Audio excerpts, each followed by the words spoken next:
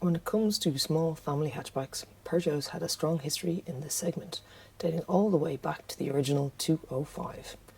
However, for this latest generation of 208, they're taking on the likes of the highly successful and best performing Ford Fiesta and also the very grown-up Volkswagen Polo.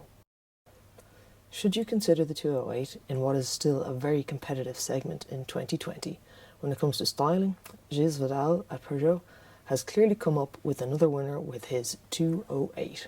I can't think of another car in its segment that actually comes as close to looking as good.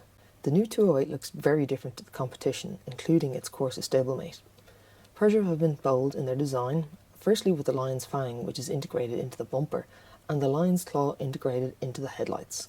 If you want to go for the best looking trim line, then definitely go for the GT line, where you get full LED front and rear lights and 17-inch alloy wheels.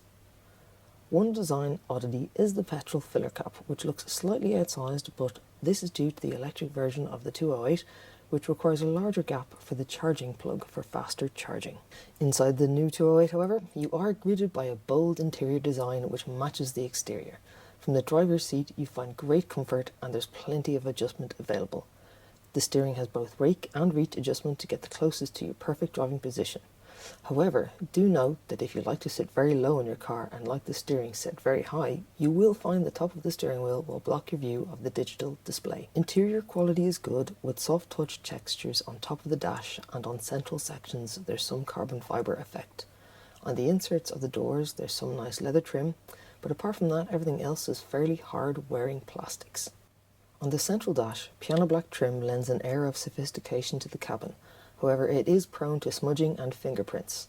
The upgraded 10-inch display on the GT line sits high on the dashboard, and there are a couple of features which really do feel very premium.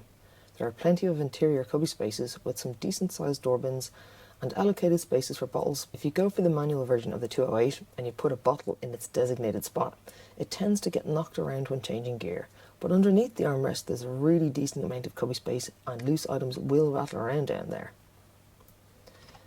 In Ireland and the UK, we only get half a glove box because it's an added cost for Peugeot to transfer the fuse box over to the same side as the steering wheel. For powering your devices, you've got USB-C and USB sockets. You can also get a wireless charging pad for compatible devices. While the steering wheel is small, it feels well weighted and nice to the touch. It does suit the 208 because it's small and a fun little family hatchback. The iCockpit from Peugeot is now in its third generation with some cool animations. A kind of head-up display projector that works really well but does feel as though it's due a few more tweaks. The piano keys on all Peugeot dashes are now mixed in with touch-sensitive buttons which operate the air conditioning, hazard lights and locking. An electric handbrake on the GT line, and the drive mode select is just behind it. The aperture for the back seat is narrow. When you're installing a child seat you'll find this especially true, but all in you won't be taking the seats in and out too often. But maybe it will impede loading and unloading of boxes and parcels. Opening the boot of the new 208 presents you with 311 litres of space, which is exactly the same as a Ford Fiesta but a little bit behind the Polo and the Seat Ibiza.